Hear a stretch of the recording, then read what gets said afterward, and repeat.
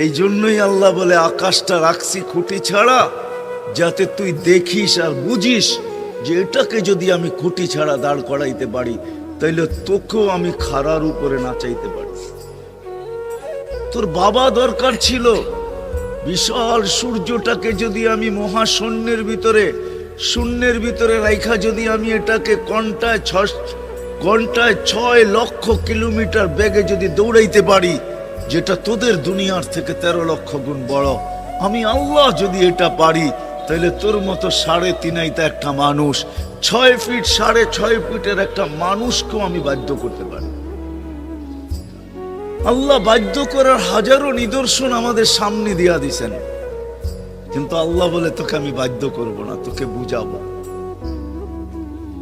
বিদায় আল্লাহ বুঝাইতেছেন আমাদেরকে। বিদায় কথা যেখানে শুরু ওইখানে আবার যেতেছি, যাতে বুঝে আসে।